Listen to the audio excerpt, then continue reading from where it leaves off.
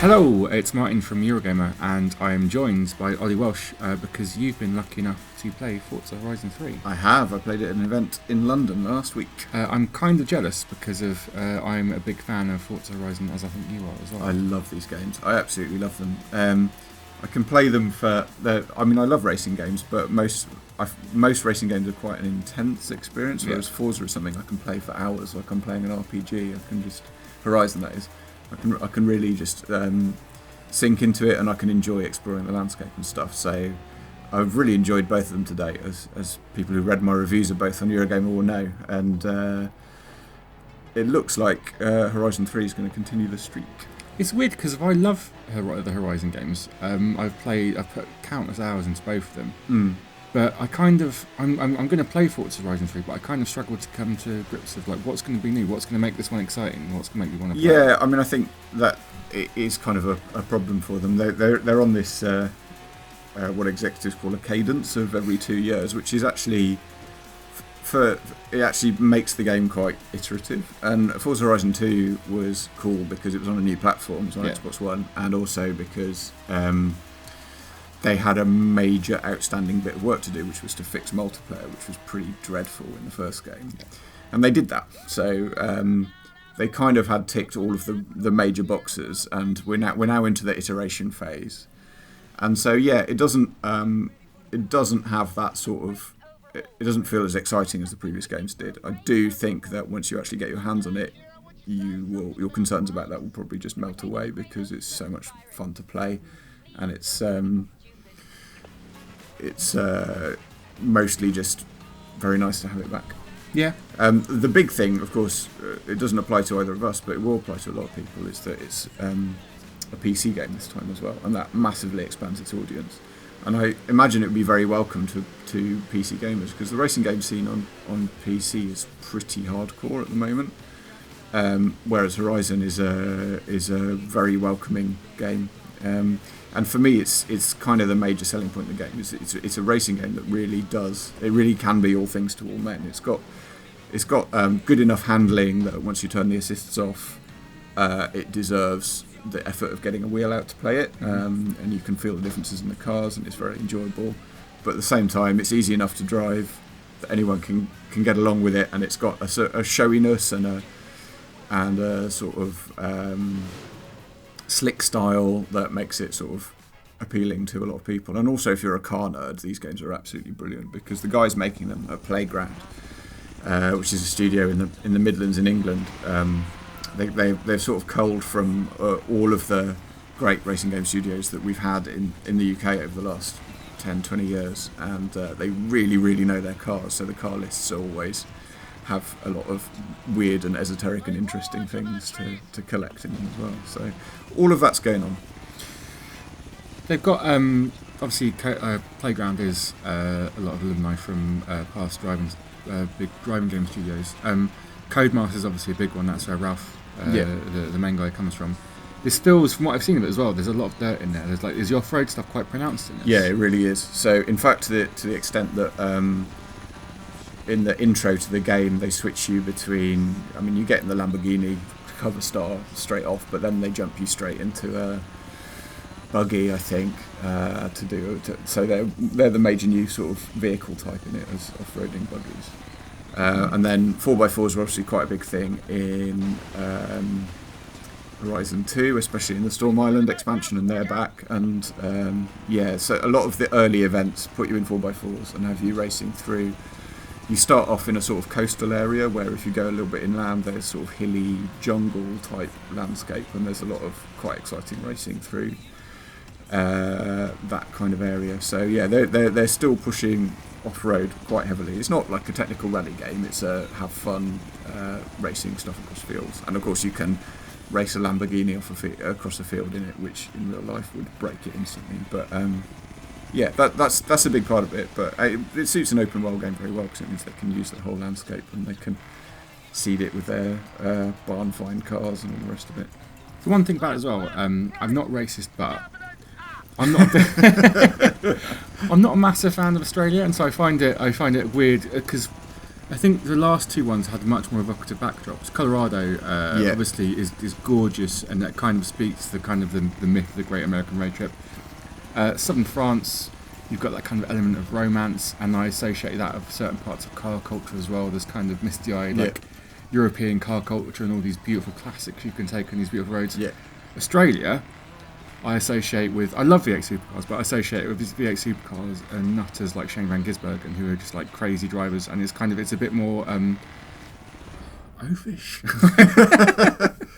Well, okay, there is a bit of that going on. Like they've embraced that in the car list, so there's a lot of stuff celebrating the rivalry of Ford and Holden over the years, and there's like performance utes are a thing, so like pickup trucks but really low slung pickup trucks with big V8 engines in them.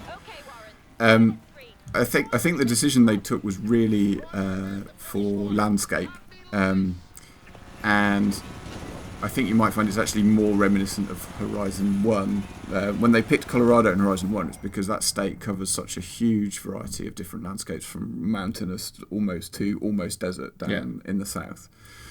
And what we've got here is, I think, more so than either of the previous games, an even more sort of condensed and fictionalised landscape that basically crams all of Australia into an area that's probably about, a few hundred square miles. But so you've got the big expanse of the outback with these big freeways running through it, and then you've got dense, jungly off-road areas. You've got mountainous areas, and you've got coast roads and stuff. It's a bit more straightforwardly glamorous than in the sort of beautiful scenery and sort of rich red sunsets than Horizon 2 was, but I think they were responding to the fact that Horizon 2, although like as someone who regularly holidays in that part of the world, and also, like you say, has a sort of romantic association with the great Alfa Romeos of the 60s and so on, it wasn't actually that varied a landscape. You are basically in hilly, mountainy southern Europe areas with a few coast roads throughout the whole thing. So I think they wanted to get something that was much more varied, and it's a little bit more fantastical, and I guess that's what they've got out of Australia. The sense of openness to it is great as well. I was at the start mostly in the coastal areas, but I just at the end of my session I just haired it right into the outback, and as night came down and that you got this incredibly intense star field came over. It was quite exciting, and there's huge oil refineries out there in the middle of the desert that you can go and do sort of playground games in. So yeah, I mean, it's not like, as a car fan, it's not something that I particularly associate with it, but as a fan of pretty scenery, I think it's going to work pretty well. The other thing as well, because obviously barn finds to me is like the backbone of Forza Horizon games to me. That's what I love about them. Yeah, I get really excited. I get really excited about what I'm going to find in a barn in Europe and America. I think I'd be kind of terrified about what I'm going to find in a barn in Australia. We'll see. They have got some really odd stuff. Like there's a Reliant van in there. They've put all sorts of crazy stuff in it. Complete with independent trading on it as well. So like it's going to be exciting to see what we find. I suspect we'll find that there are a lot of really negligent collectors of very nice European cars in the Australia that exists in Horizon 3. But it's a very iterative update. So the most exciting stuff from a gameplay perspective is that the entire campaign is playable in co-op now, and that's very seamlessly designed drop in, drop out co-op, where your progress is maintained between co-op and single player, and it handles people with different levels of ability and different progress levels in their single player joining the game with each other. It also has team racing modes in co-op. So if you remember the team racing modes in the multiplayer in Forza Horizon 2, it'll work quite a lot like that, where your cumulative score will work towards beating the event and moving on. So that's something I can imagine having a lot of fun playing, because although I did enjoy the multiplayer in Horizon 2 a lot, I always wanted to be playing the campaign, because it's really a sort of explore and open the map type game more than anything else. Driver tiles back. They are, and you are So in this game, you are actually the boss of Horizon Festival, despite being a competitor in it, because they felt they'd done the whole working way up from zero to hero thing before. Also, that is pertinent because there is a new mode called, I think, Blueprint in it, whereby once you get a certain level into the game, you can start actually designing your own race routes and stuff, nice. which will be fun, particularly for playing co-op and mucking around in multiplayer, I think. Yeah, that sounds huge. That's kind of like the appeal of the crew for me, was just basically picking a waypoint and then just racing some friends to it. Yeah. That sounds really good. Yeah, so that'll be really good. But as part of this sort of fantasy of running the festival, there's a bunch of stuff you do, like you actually recruit the radio stations rather than just unlock them. And you are recruiting driver tars to your festival as well. Do you have to promote safe and responsible drug use as well at your festival by providing testing kits, or is it not? Yeah, not like or like Westminster Farringdon Council will shut you down. So you recruit driver tars. I wasn't quite clear on what this actually does, but it's part of it. I think it's to entice you into hunting down pro driver tars on the map and racing them on the open map rather than in set events, which is something that you've been able to do in all these games, but was never that well integrated with the game. It's just sort of something you felt you'd do if you fancied it. And now it's like you chase these guys down across the map, and then you challenge them to a race. And if you win them in the race, you recruit them to your festival. They bring more fans to the festival and allow you to progress your festival sites and just progress everything. So that's quite a nice new looking feature. I also liked convoys, which will be something that will give you the feel of playing co-op when you're playing offline. So when you're driving along and you meet some other driver tars on the road, honk your horn at them, and they will join you in a convoy, and they will race alongside you to whatever your next destination is. One of them will mysteriously always be ahead of you and seem to know where you're going as well. But that's cool because it gives you someone to a little bit of, like, it's not actually a competition, but it gives you a bit of a competitive edge to just driving around the map. And I think you'll find extra little events and things if you do that as well. On the online side, it sounds very similar, to be honest, apart from the fact that this will be quite welcome to some people. I think you can now specify exactly the kind of events you'd like to do. So if you only want to do race events and skip the playground of games of tag and so on that they have, capture the flag and so on, you can do that. A couple of other things, drone mode. So you get the ability to unlock a drone camera, which you can then fly around the map at will. Basically, I think it's in there to make hunting for barn finds easier. Oh, okay. And also it's in there for communities to be able to direct video. Okay, you can't stuff. Magic into other cars from that view though. I've been playing driver sound. No, so you can't do that. No. You're not in a coma or anything. Not that I know of. Maybe it's a late reveal. They're bringing Auction House back to Forza for the first time this generation, so that means you'll actually be able to sell actual cars to other players. Custom horns. Those are a collectible in the game with like silly tunes and so on, different tones of horn that you can have. The really, really big one though, and the thing that had the biggest impact on me with this versus any previous Forza, is that you are driving on the left.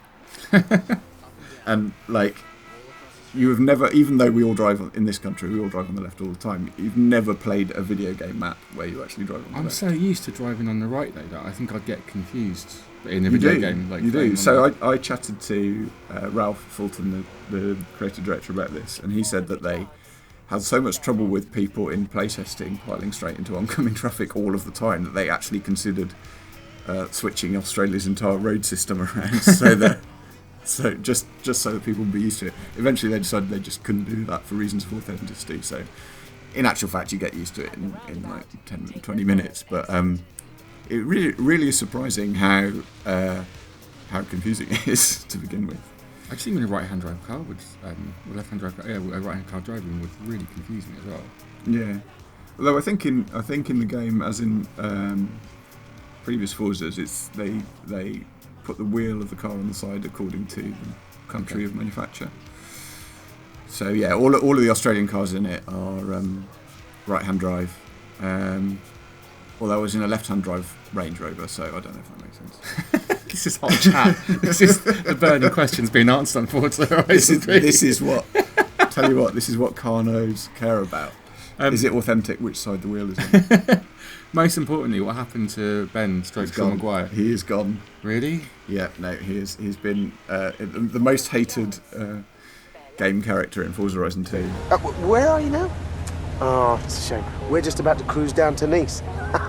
I just was kind of concerned for him by the end of it, because clearly something was going on. There's a dark secret he was harbouring. We had a night, didn't we? Not long after the first release of the first game, we met Ralph from Playground at EGX, and we were trying to convince him to make the first DLC to Forza Horizon 2, Ben's Breakdown DLC. I was hoping that might have been what happened in 3. He's gone to find himself in Australia. Well, who knows? Again, maybe it'll be a late reveal somewhere in the game. So no, he's gone. You have a sort of nice lady with a mid-Atlantic accent who's running the festival for you, and you have a foolish Australian man who turns up to be the comic relief. Neither of them yet appears to be as annoying or as weird as Ben, which is both a good and a bad thing, I think. But Ralph said it was the most surprising bit of feedback. They hadn't seen it coming at all until they previewed Horizon 2 in London shortly before it came out, and it was exclusively UK journalists who had a problem with Sean Maguire, but all of them had a problem with him. We're just jealous of Sean Maguire's good looks and stuff. Right. So yeah, another nice feature is you can actually change your avatar in this one, which I think is very suitable for a game with this type. Male and female, can you drive to the all kinds of people. Does it Test Drive Unlimited too? It's not quite that level of like collecting clothes and having little hangs out in your nicely designed living room. But no, you can pick your avatar from quite a broad selection, and you can also pick. They've got like 1,000 names and nicknames in there as well. So it did have Oli in there, so I had the GPS and the people in the festival calling me Oli as well. That's something straight out of Codemasters games, isn't it? It is very much so. Well, it does very much feel like a Codemasters game in many ways. So yeah, and in terms of actually what it was like to play, I think if you've played the previous Horizons, you will know what to expect, but it was a lot of fun. I guess the one thing I'd like is it's obviously done well enough to get this far in the series. I wonder what they can do from here, though, if they are going to do a 4 or something, because of it must be diminishing returns to some regards, something like this. I don't know. It depends on the sales, really. I think you're kind of in a situation here, not that dissimilar from a game like FIFA, where you're like, if it was a PC game, you would charge a subscription, but because it's a console game, you chuck a new retail SKU out every couple of years and top it up that way. The game seems a lot more designed to keep its community for longer this time as well. So as well as the custom routes thing I mentioned earlier that will obviously extend the life of the game. There's a thing called Forzathon where there's a weekly update with a new competition every week, which will put you in a certain car with a little challenge, and then you'll win a prize car for completing that. So there'll be a good reason to log into the game every week, and I think they're really looking to keep their community. And yeah, I think you need to start thinking of each one more like an expansion pack of like, where are we going, what's the new map, what new cars are you adding, and a few new features. So yeah, like it's not world changing, but it seems like a very, very solid update to a game that we already love. So yeah, I'm really, really looking forward to it. Yeah, I mean, I'd be more than happy to play a new Forza Horizon game every 2 years, and I'm just like, yeah, there's lots of places I'd love it to go. I just want them to move to the Sussex countryside. Like, well, that'd be amazing. They'll get there eventually. Yeah, at some point, maybe like by Forza 6 or 7. Also, I am super excited about playing it on my PC, albeit a little bit worried about whether or not my PC can actually hack it, since the recommended specs had 12 gigs of RAM. Yeah, they're crazy. They're asking for more than the Scorpio specs, aren't they? Pretty much, it seems. It is. It's pretty hardcore. I did see the game running in 4K HDR on PC though, and yeah, it looks astonishing. It looks absolutely amazing. Cool. And you will have HDR on Xbox One S. But yeah, for me, it's actually about just being able to use my wheel, because I don't have an Xbox One wheel, and I need to have my gear shift, and my clutch enabled. I was going to say, we haven't spoken about clutch support. How they've moved clutch support forward, because that's what everyone's been asking that question. It's still in there. Excellent. It was always good actually in the Forza engine. So yeah, it's still in there. I'm happy then. When's it out? Actually, it's a really dumb question. It is out on the 27th. I want to say super soon. 29th. something like that. Last week of September, anyway. Cool. Simultaneously on Xbox One and PC, and it's looking pretty sweet. I would like to play this video game. Cool, we'll leave it there. Thanks for that, Ollie. And don't forget to like and subscribe and all that jazz. Thank you very much. Thanks for watching. Bye. Fantastic. Bucket list events are great for PR and attracting fans. And good for the soul too, I reckon.